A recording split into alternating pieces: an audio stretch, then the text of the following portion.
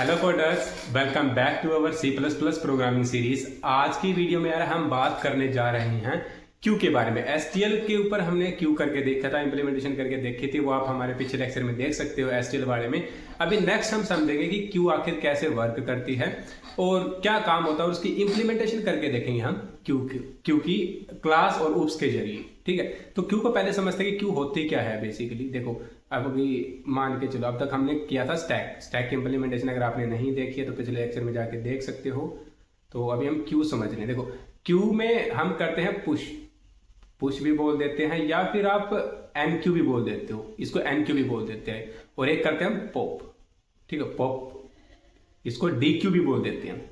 ठीक है, अब जैसे मैं पुश करता हूं तो हम क्या करते हैं, क्यू के पीछे की साइड से पुश करते हैं। मान के चलो मैंने 1 कर दिया और फिर से दोबारा पुश किया, 2 डाल दिया क्यू के अंदर, फिर से पुश किया, 3 डाल दिया।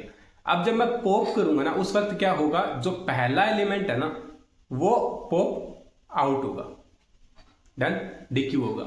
सिंपल सी बात।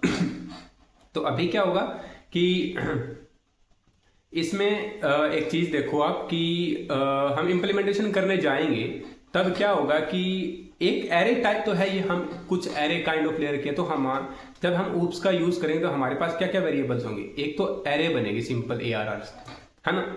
दूसरा, इसका कोई ना कोई साइज होगा, इस क्यू का कुछ ना कुछ साइज होगा। तो हमारे पास दूसरा वेरिएबल कौन सा बनेगा, दूसरा वेरिएबल साइज बनेगा। सिंपल सी बात, साइज हो गया। ठीक है, अब थर्ड चीज देखो, ये एक तो हमारा फ्रंट रहेगा, ये हमारा जो जहां पे हमारा फ्रंट एलिमेंट जो होगा वो प्रेजेंट होगा। ठीक है, ये हमारा क्या रहेगा, फ्रंट रहेगा। तो हमारा तीसरा वेरिएबल क्या होगा, फ्रंट बनेगा। एक रियर बनेगा जहां से हम पुश कर रहे हैं, और जहां पे हमारा लास्ट एलिमेंट अभी है, एग्जिस्ट कर रहा है, वो हमारा क्या होगा, रियर होगा। तो कुछ इस तरीके से हमारे पास 4 वेरिएबल्स रहने वाले हैं अगर हम ऊप्स के जरिए देखें तो, है ना। और एक और चीज, ये जो स्टैंडर्ड फॉलो करता है ये फीफो करता है। फीफो का मतलब क्या होता है, first in first out, first in first out. जैसे फर्स्ट सबसे पहले मैंने क्या इंसर्ट किया था, 1 किया था। अगर पॉप करूंगा तो सबसे पहले क्या निकलेगा, 1 ही निकलेगा, एग्जैक्टली, है ना। तो ये हमारा क्या है, फीफो के स्टैंडर्ड को फॉलो करता है। अब हम एक बार कोड पे चलते हैं जल्दी से। ठीक है, तो एरे, अब हमारे पास कितने वेरिएबल बनेंगे, 4, एरे, साइज, फ्रंट और रियर। ठीक, तो जल्दी से हम क्लास बना लेते हैं यहाँ पे।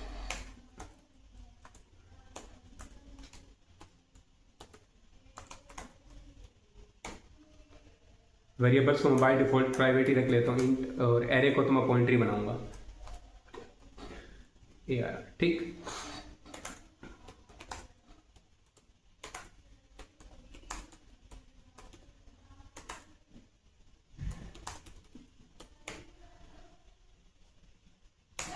अब इस क्यू का ऑब्जेक्ट बना लेता हूं पहले, Q1 के नाम से, Q1। अब कंस्ट्रक्टर में मैं एक काम करता हूँ, साइज भेज देता हूँ। ठीक है, 5 साइज भेज देता हूँ साथ के साथ। तो मैं क्या करता हूँ, यहाँ पे पब्लिक एक कंस्ट्रक्टर बना लेता हूँ, जिसके अंदर इंट कोई ना कोई n ले लेते हैं, इंट n आएगा। तो इसमें क्या होगा, इसमें सबसे पहले क्या चीज होगी, अब इनिशियलाइज कर देता हूँ सभी वेरिएबल्स को मैं। ठीक है, अब एरे के साइज को भी इनिशियलाइज करना पड़ेगा। तो मैं क्या करूंगा, इंट ARR, या फिर इंट दोबारा से लेनी थोड़ी देंगे, हमारे पास तो ARR बना पड़ा है। अब न्यू इंट, जो साइज क्या रहेगा मेरा, साइज मेरा जो आया है n, वो साइज रहेगा मेरा इस एरे का। तो इसके बाद में दिस डॉट साइज भी ले सकता हूँ मैं, या फिर डायरेक्ट साइज भी लिख सकता हूँ, साइज इक्वल टू n। ये भी मेरा इनिशियलाइज ही करेगा। और फ्रंट को मैं कर लेता हूँ स्टार्टिंग में -1, और रियर को भी मैं क्या कर लेता हूँ स्टार्टिंग में -1। ठीक है, अभी स्टार्टिंग -1 पे पड़े। एक बार मैं कोड को रन करके देख लेता हूँ कि कोई सिंटैक्स एरर या फिर ये कुछ मिस्टेक्स ना हो। तो बेसिकली हमारा कोड सक्सेसफुली रन तो कर ही रहा है। ठीक है, अब सबसे पहले मैं क्या करता हूँ, एक ना पुश नाम के फंक्शन को बनाता हूँ, जो क्या करेगा, उस एरे के अंदर एलिमेंट डाल देगा। एक चीज को आपका हमेशा ध्यान रखना पड़ेगा कि मान के चलो हमारा जो रियर है ना यहाँ पे होता, हमारा रियर यहाँ पे होता लास्ट में, क्या मैं उस केस में पुश कर सकता हूँ, नहीं, क्योंकि उस केस में क्या हो रही है, क्यू ओवरफ्लो हो रही है, तो मैं पुश नहीं कर सकता। तो रियर कहाँ पे होगा, जब जब n-1 होगा, लास्ट पे जब पहुंच जाएगा उस वक्त हम पुश नहीं कर सकते।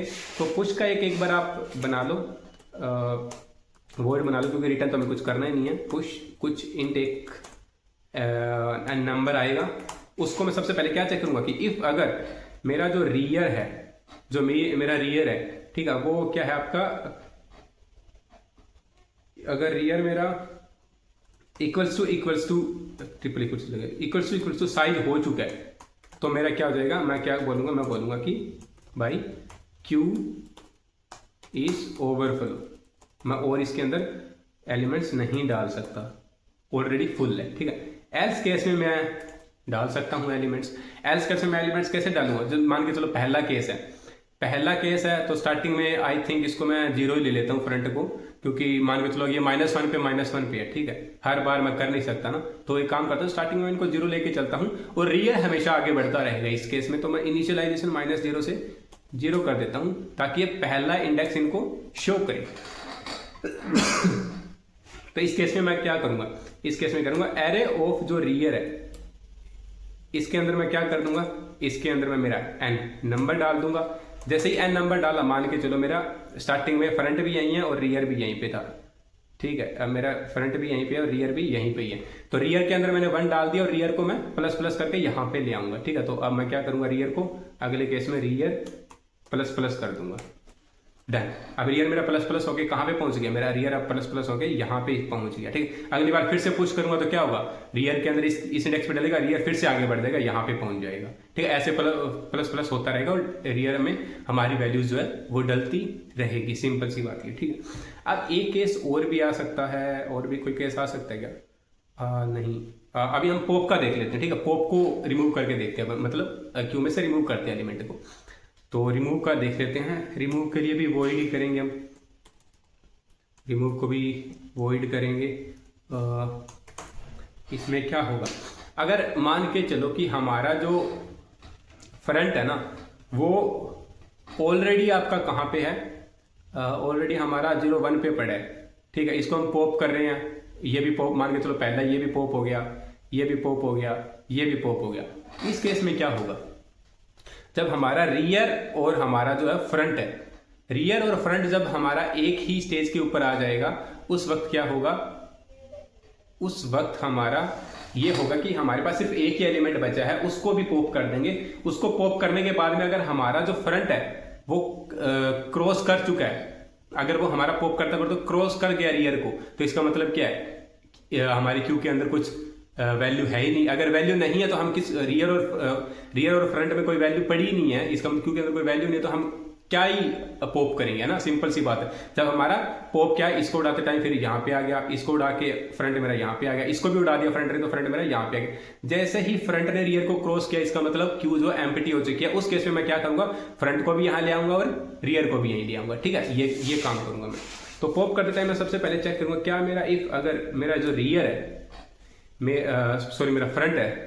मेरा फ्रंट है वो बड़ा हो चुका है रियर से, आगे बढ़ चुका है रियर से, उस केस में मैं क्या करूंगा, उस केस में मैं सबसे पहले क्या करूंगा, मैं ये बोलूंगा कि भाई cout queue is underflow, भाई ऑलरेडी कुछ है ही नहीं इसके अंदर, तो मैं क्या ही करूंगा, ठीक है। ये किया, और उसके साथ में मैं क्या करूंगा, मेरे रियर को इक्वल्स टू कर दूंगा 0 पे और मेरे फ्रंट को इक्वल्स टू कर दूंगा 0 पे, ठीक है। एल्स क्या होगा, एल्स मेरा ये होगा कि भाई मैं एल्स केस में मेरा क्या होगा, जैसे यहाँ पे इसको मेरे को पॉप करना है, तो मैं यहाँ पे क्या करूंगा, -1 वैल्यू डाल देता हूँ पहले, और फिर मैं फ्रंट को प्लस करके आगे कर दूंगा। तो मैं पहले क्या करूंगा, एरे ऑफ फ्रंट के अंदर मैं क्या डाल दूंगा, -1 डाल दूंगा, कुछ भी वैल्यू रैंडम, ठीक है। उसके बाद में मैं क्या करूंगा, फ्रंट को प्लस कर दूंगा, सिंपल, ये काम हो गया मेरा। पॉप, ये केस मेरा किसने हैंडल कर दिया, पॉप ने हैंडल कर दिया, ठीक है। अभी मैं एक काम कर सकता हूँ, रियर और टॉप को चेक कर सकता हूँ कि कहाँ पे है, और या फिर इज एम्प्टी भी लगा सकता हूँ। इज एम्प्टी का केस भी एक काम करता है, इज एम्प्टी का फंक्शन आप लिखोगे, ठीक है। ये आपके लिए होमवर्क है कि आपको अगर चेक करना है कि क्या मेरी क्यू एम्प्टी है, तो आप कैसे चेक करोगे, ये आपका होमवर्क है, ठीक है। तो अभी मैं एक बार इसके अंदर क्या करता हूँ, डाल के देख लेता हूँ हमारी वैल्यूज की, हम जो है बेसिकली कहाँ पे है, और हमारा पॉप और टॉप वगैरह ये कहाँ पे है, हमारी एग्जैक्टली जो क्यू है वो वर्क कर भी रही है कि नहीं कर रही, ये हम चेक कैसे करेंगे। तो उसके लिए मैं क्या करता हूँ, दो फंक्शन बना लेता हूँ, ठीक है, ताकि मैं सही तरीके से ड्राइवर्स चेक भी करता रहूँ कि हाँ हमारा सही फंक्शन काम कर भी रहा है कि नहीं कर रहा, ठीक है। तो वॉइड मैंने चेक नाम का फंक्शन बना लेता हूँ, ठीक है, चेक नाम का फंक्शन बना लेता हूँ। इंट नहीं, हमें चेक ही करना है तो हम डायरेक्टली यहाँ से कर ही सकते हैं, ठीक है। तो मैं सी आउट क्या करता हूँ, पहले मैं फ्रंट को सी आउट कर लेता हूँ। फ्रंट कहाँ पे होगा मेरा, जैसे मैं क्या करूँगा, एरे ऑफ फ्रंट, मेरा फ्रंट जो होगा वो मेरे को बता देगा, ठीक है। मैं इसको नीचे करता हूँ, यहाँ पे मैं करता हूँ रियर, RER रियर, तो ये मेरा मैं चेक करूँगा रियर को, यहाँ पे चेक करूँगा रियर को, ठीक है। अब पुश पॉप, ठीक है। अब मैं क्या करता हूँ, सबसे पहले Q1 के अंदर पुश कर लेता हूँ 10 को। अगर मैं बाय जब मान के चलो मैं 10 को पुश करता हूँ तो बेसिकली मेरा टॉप और मेरा फ्रंट और रियर 10 के ऊपर ही होगा, तो ऑफ कोर्स ये बात है ना। तो मैं इसके बाद में क्या करता हूँ, चेक वाली चला लेता हूँ कमांड। मैं जैसे Q1 को चेक वाले फंक्शन को कॉल करूँगा तो मेरा क्या आना चाहिए, रियर और फ्रंट दोनों 10 पे आना चाहिए, बेसिकली होना तो यही चाहिए अगर एरर ना है तो। हाँ बेसिकली वही हो रहा है, मेरा फ्रंट भी कहाँ पे पड़ा है, 10 पे पड़ा है, और रियर मेरा रियर एट 0। एक मिनट रुको, यहाँ पे कुछ इशू हो सकता है, यहाँ पे कुछ इशू हो सकता है। रियर मेरा 0 है, मैंने क्या किया है पुश में, मैंने क्या कर दिया, ARR ऑफ 0, रियर पे अभी 0 पड़ा है भाई। हाँ रियर पे 0 तो ऑटोमेटिक होगा ना, देखो मैं बताता हूँ हुआ क्या। यहाँ पे हम एक बार ट्राई रन करके देखते हैं, ठीक है। हमारी एक क्यू बनी, हमारी कुछ ना कुछ एक क्यू बनी, ठीक है, ये मेरी क्यू बनी, ये मेरी एक क्यू बनी है। अब मेरा F क्या है, मैं जी इंडेक्स नंबर भी रख लेता हूँ, 0 है, ये 1 है, और ये मेरा 2 है। ये यहीं पे मेरा F पड़ा था और यहीं पे मेरा रियर पड़ा था, दोनों इसी पोजीशन पे करें 0 पे। जैसे मैंने 10 डाला, पुश किया, मैंने 10 डाला, मैंने देखो यहाँ पे क्या लिखा कोड, जैसे ही मैंने पुश किया रियर के अंदर n डाल दिया, उसके बाद मैंने रियर को प्लस प्लस कर दिया, मैंने क्या कर दिया, रियर को प्लस प्लस कर दिया, तो रियर मेरा कहाँ पे पहुंच गया, रियर मेरा यहाँ पे पहुंच गया, ठीक है। तो इसीलिए रियर जो है ना वो क्या दिखा रहा है, 0 वैल्यू दिखा रहा है, बाय डिफॉल्ट 0 वैल्यू दिखा रहा है कि भाई रियर पे कुछ नहीं है, अभी 0 पड़े, ठीक है। अगर मेरे को ये काम करना पड़ेगा, मेरा रियर मेरा ऐसे बढ़ जाएगा ना, अगर मैं कुछ भी पुश करूंगा तो रियर हमेशा पहले +1 होके उसके बाद में अगर मैं वैल्यू डालूं तो और अच्छा रहेगा, है ना। मैं क्या करूं, रियर को अगर मैं -1 रख दूं, स्टार्टिंग में -1 रख दूं, पहले प्लस करूं और फिर बढ़ाऊं उसको, पहले क्या करूं, पहले प्लस करूं फिर वैल्यू डालूं, तो रियर यहीं पे पड़ा रहेगा, तो फिर मेरे को यहाँ पे एग्जैक्टली करेगा था। एक काम कर लेते हैं अपन, अपने काम कर लेते हैं, रियर को स्टार्टिंग में क्या करते हैं, -1 दे देते हैं रियर को, ठीक है। और इसको ना पहले प्लस प्लस करके फिर वैल्यू डालते हैं। अब एक बार मैं कोड को रन करके देखता हूँ क्या मेरा दोनों पे 10 दिखाएगा इस केस में। हाँ अभी मेरा सही काम किया है, दोनों के दोनों क्या दिखा रहा है, फ्रंट और रियर एक पे ही लाई कर रहे हैं, अभी मेरा फ्रंट और रियर यहीं पे ही है, ठीक है। अब मैं फिर से वैल्यू कुछ 20 डालूंगा, तब मेरा यहाँ पे जैसे 20 डालूंगा ना, तो क्या होगा, रियर मेरा प्लस प्लस होकर यहाँ पे पहुंचेगा, फिर 20 यहाँ पे डलेगा, फिर मैं 30 डालने की कोशिश करूंगा तो रियर को पहले प्लस प्लस करूंगा, फिर मैं 30 डालूंगा, ऐसे मेरे को जो वैल्यूज है वो मिलती रहेगी, सिंपल सी बात, ठीक है। तो ऐसे ही मैं क्या करता हूँ, एक बार मैं कुछ और भी वैल्यूज डाल देता हूँ, मान के चलो मैंने 10 डाला है, मैं ना 20 और 30 डाल देता हूँ, 20 डालता हूँ और मैं 30 डाल देता हूँ। अब क्या आना चाहिए, मेरा फ्रंट तो मेरा 10 ही है और मेरा रियर जो वो 30 है। जैसे मैं कोड को रन करता हूँ, देखता हूँ क्या आता है, मेरा 10 और 30 आना चाहिए, ऑफ कोर्स वही आया है मेरा 10 और 30। अब मेरी क्यू है जो वो इस तरीके से बन चुकी है। अगर मैं पॉप करूँ, जब भी मैं पॉप करने जाऊंगा तो मेरा फ्रंट क्या हो जाएगा, इस यहाँ पे क्या डालेगा, -1 डल जाएगा, और मेरा फ्रंट है जो वो यहाँ पे आ जाएगा, सिंपल सी केस यही होगा। और क्योंकि पॉप के अंदर मैं फिर से कोड देख लेता हूँ क्या किया मैंने, अगर मैंने पहले पॉप के अंदर -1 डाला और फिर मैंने फ्रंट को प्लस प्लस कर दिया है, सिंपल मैंने यही काम किया है। तो मैं कोड को आगे भी चेक कर लेता हूँ। यहाँ पे मैं क्या करता हूँ, Q1 डॉट को मैंने पॉप किया, जैसे मैंने पॉप किया उस वक्त क्या हुआ कि मेरा पॉप 20 पे पहुंच गया, है ना। मेरा जो फ्रंट है वो 20 पे पहुंच गया, रियर मेरा 30 पे है। तो अब मेरा आउटपुट जो आना चाहिए वो क्या आना चाहिए, 20 और 30 आने चाहिए। ऑफ कोर्स बात तो वही है और एग्जैक्टली मेरा वही आउटपुट आई है, 20 और 30 मेरी आउटपुट में आई है। मैं फिर से एक बार और पॉप कर लेता हूँ, ठीक है। तो मेरा दोनों के दोनों कहाँ पे पड़े हैं, 30 पे पड़े होंगे, फ्रंट और रियर दोनों 30 पे खड़े हैं अभी, है ना। मैंने एक बार और पॉप किया, जैसे मैंने पॉप किया इसके अंदर क्या डाला, इसने -1 डाला और मेरा फ्रंट है जो वो यहाँ पे पहुंच गया। इस बार फिर से मैं पॉप कर सकता हूँ क्योंकि 30 को उड़ाना तो मैं पॉप कर सकता हूँ। एग्जैक्टली मैंने क्या किया, मैंने पॉप कर दिया। अब आई थिंक 0 देना चाहिए, अगर बाय डिफॉल्ट इसमें -1 दे रहा है तो भी कोई बड़ी बात नहीं है, ठीक है।